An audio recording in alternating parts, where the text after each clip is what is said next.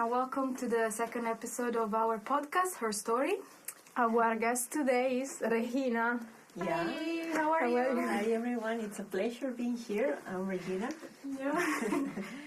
So, to start, could you briefly introduce yourself and tell us who you are and why are you here, what are you studying at university, and so on.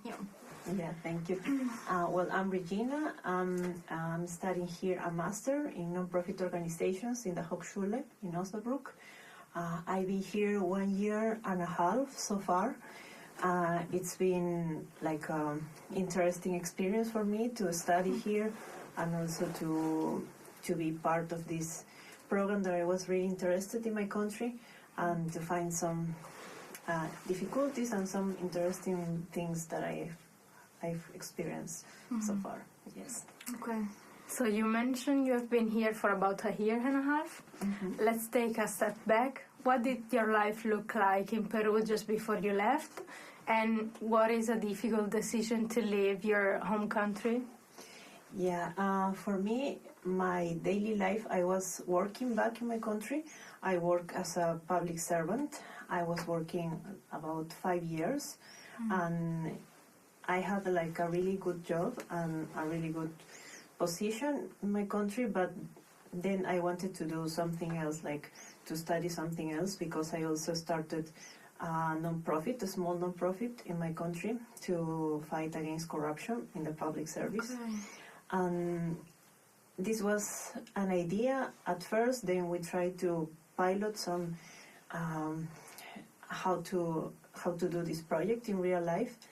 But then we came up with the idea that maybe it's necessary to study something else because we are like public servants, but to be a non-profit manager or to be focused and to scale our idea, it was going to be necessary to study a master. But also that was not the only reason, because I also wanted to study something abroad. So that was like a goal. That's why I was studying English back in my country, and these two factors meet, and I said, well, maybe it's the time to take the decision.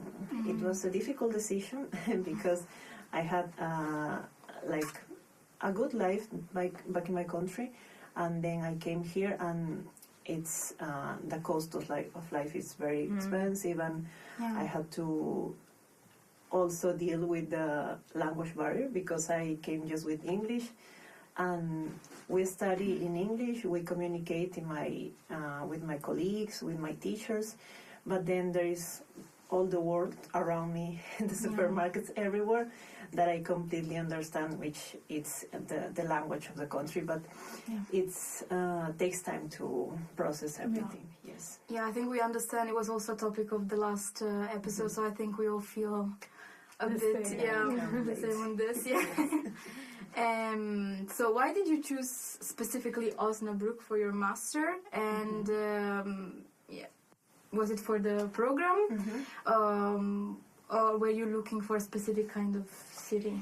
I was not looking for a city. I was looking for a master that was going to be in English, and I think the only fit that was related to what I wanted to do in non-profit or in public sector. I was thinking any of these options, and I found this university and this program, which is also supported by DAD. It's a scholarship, so that gave me like a good opinion about it. So I said maybe it's a good program, which it is. And that's why I decided to come here. It was just because of the offer of masters in English, which is not very broad here. Yeah. Yes. But are you planning to go back to Peru to continue your non-profit, or like? I'm still thinking about it because there are different factors in my life currently that maybe can lead me to go back or maybe to stay. So far, it's been complicated to live here in different ways because you need to get used to a different lifestyle, the weather, the culture, and all sum up to take a decision at the end. But yeah, I would like to go back. I don't know if it's going to be the sooner would be the next year. So Okay. maybe, yeah. Okay. So many students came here thinking university life will instantly provide the community. How was your very first week here in Osnabrück? Yeah, it was. I studied German, but just the basic level because I needed for the visa to enter the country. But that was like very, very few German, and it was difficult to try to communicate. I couldn't understand anything. I was trying just to see in the apps. It was a challenging week or a challenging months, because I also study German. When I started my semester of classes in the Hochschule, they also offer German courses. That's a pro that you can start learning, and it's covered by your fee of the semester, so you can learn. And I started learning. Also that was difficult because you learn German, but in German, so it's not like they are explaining in English, and then you can. But they also help with some translations. But it's that's how they teach now in German. But it took time to now feel confident to go out and to buy and to have like a social life, and not relying on maybe some friend, because I ask friends sometimes help to go to some place to ask something, because I was afraid that maybe they are not going to help me, or maybe to go to the doctor, also another challenge. There are different things. So in our last episode, we discussed the Turkish community, because you're there in Germany in general. There's a big Turkish community. The Latino community, we think it's smaller, but did you actively look for other Spanish speakers to feel at home, or did you immerse yourself completely in the international/German student environment? I think the Latino community that is maybe hearing me or is going to hear me, they are not that much, as you said, as the Turkish, but I think they are enough to support me. I found in the university especially a lot of friends, probably 10 or more, and also exchange students that come, and I could get along very well with most of them. And also in my master program, there are like 2 friends that are also Spanish speakers from Latin America, and I think anytime that I need them, also Peruvian friends I have, I think they are present. I can rely on them, and that helped me a lot to pass through some things or to understand some things through their eyes, because they can understand as I can, because we share the culture, we share everything. And I think I received a lot of support from them so far. As the reality of studying in Germany met your expectation, I think can be very different from Peru. And what was the biggest shock for you? For example, for me was knocking on the table after the class. Yes, I think that also was something that we never do in my country. But the program itself, it's a good program, but also there are like courses that I could experience better, because I came with experience, and I was expecting something more practical approach, because it's a Hochschule, also a practical approach. Some courses try to do that, but some courses are very theoretical, and I would like to, in some cases, to go deeply in some topics. But the way of teaching, I think it's more independent here, because the teachers give the class, and we have just 2 evaluations or maximum, or maybe 1 at the end. It's not like every week or every month as I could experience in my country. But also depends, there are different programs. But the quality of teaching, I think it was fair enough for what I was looking for. And for all the things, I think it's not enough to just study a program. It's also important to go in the field and explore and have the experience there, because in the classroom it's very limited the time, and also in my program we're very international. We are like more than 18 nationalities there. Ooh, okay. So I also have international friends, and I could get along very well with them. So it was also a good experience, and we could exchange a lot of ideas, which are, for me, was very eye-opening, because I came with experience from my country. Maybe it's similar to some South American countries, but to have, for example, insights from people from Africa, from people from Asia, people from Europe. We have also German friends, and yeah, that was the most important thing for me, to have their perspectives, to work with them, and yeah, I think that's the most beautiful part of a international program with different nationalities. Okay. Do you feel that your personality changed when you speak English or German compared to when you speak Spanish? Sometimes people feel like they can't be they're fully selves in a foreign language. So what do you think? Yeah, that reminds me a lot of what Sofia Vergara said. You don't know how intelligent I'm in my language. Yeah, I can relate to that, because sometimes I want to express myself, and there are some things that I could just talk in Spanish, and I know that I could connect stronger with people that speak Spanish. Even though I try to engage in different things in class with my friends in parties and everything, I don't know, probably it's not very different my personality, but I could express more things with more detail, because of this is not my native language. But in German, so far I have not practiced that much, but I feel, of course, less confident in German and in English than in my native language. Yes. Yeah, understandable. I think we all feel the same a little bit. Yeah. Yes. Native language is always the easier to express yourself, communicate. So yeah. Yes. Do you feel integrated now after 1 year and a half? And is Osnabrück starting to feel like home, or does it just feel like a temporary stop for your studies? Yeah, for me, I think right now I'm feeling that it's still a temporary place, because this program have job opportunities that are not also here in Osnabrück. So I was not trying to get very deep, like at home here, because I know that I'm going to then look for another place if I go to my country also, or if I go to another city, because here is small to find this job market. So Osnabrück, it's a good place for me, because I don't like big cities. That's a personal decision. I also used to live in the capital of my country, which is very, very chaotic, in Lima, and I prefer small cities. Okay. So that's why I like Osnabrück.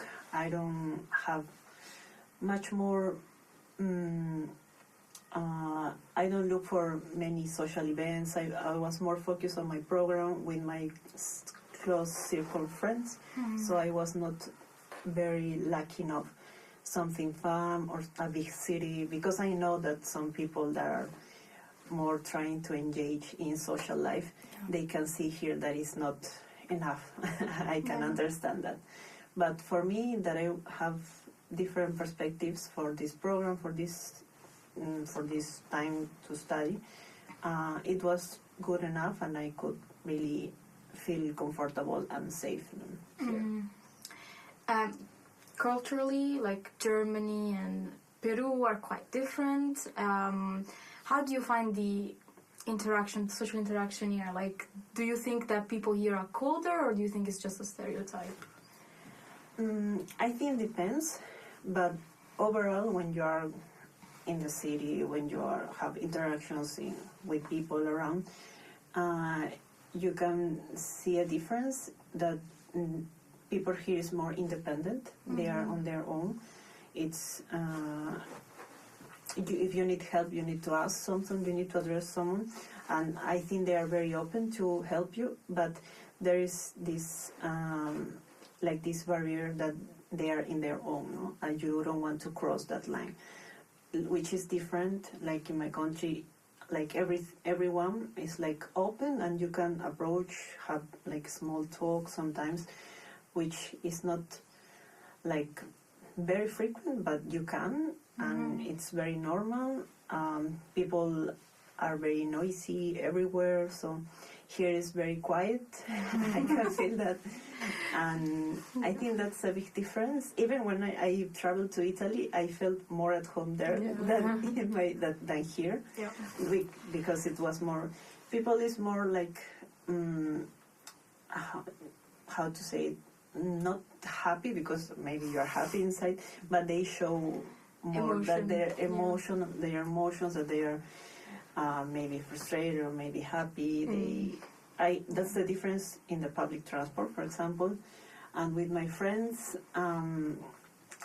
I have I cannot say that I have too many German friends, probably a couple that are not so close to me, but they are good colleagues, and I see that they have different way of thinking or addressing some problems. No, we are more like in my country and probably in Latin America, we're not very structured. We try to like flow with something and not very aware of our deadlines sometimes, but I think here they have more a sense of planification, more clear, and they want to do step by step.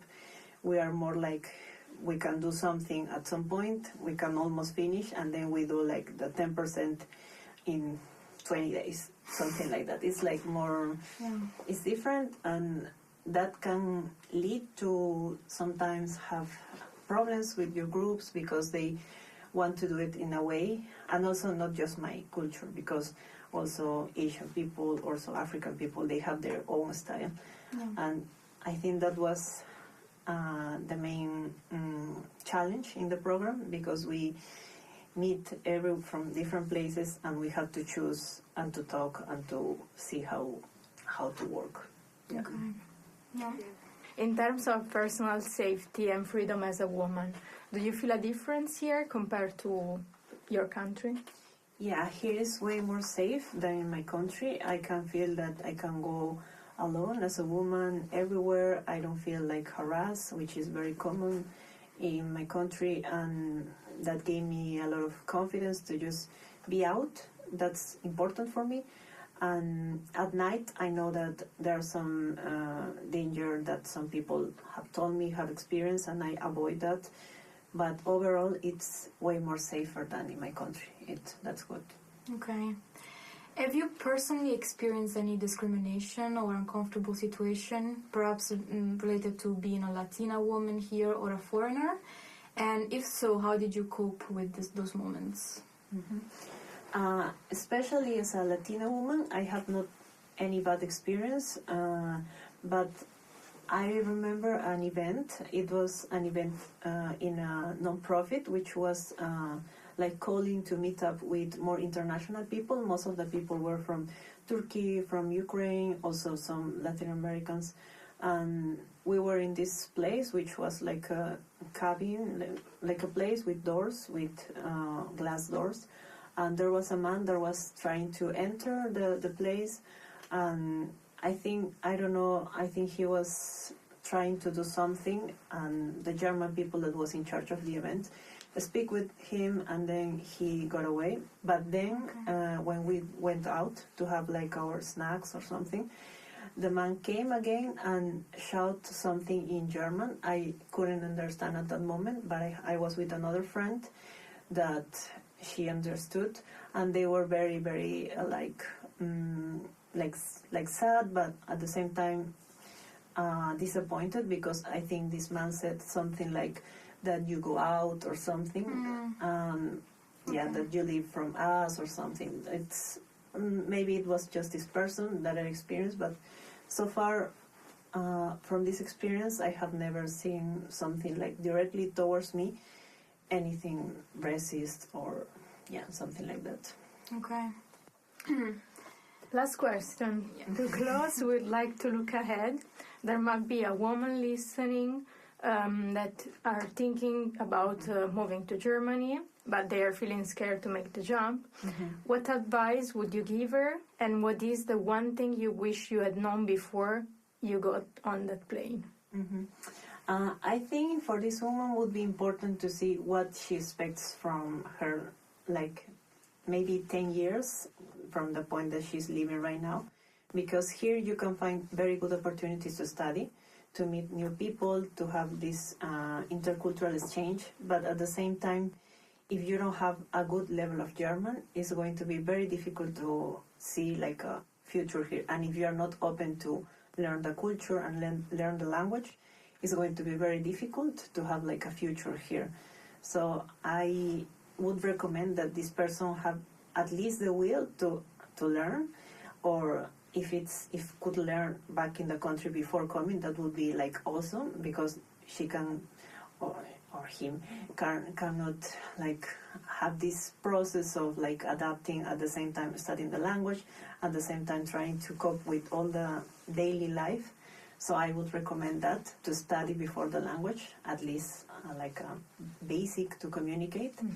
And I think it's a good opportunity to come here, to try, and depends on what she finds here. She can find like there are very good things here, like we have a security that is not same as in our countries. I think that's the main thing, that most of the people came from my continent. And I would say that's what I would recommend. Thank you so much. Thank you so much. Thank you a lot. Thank you.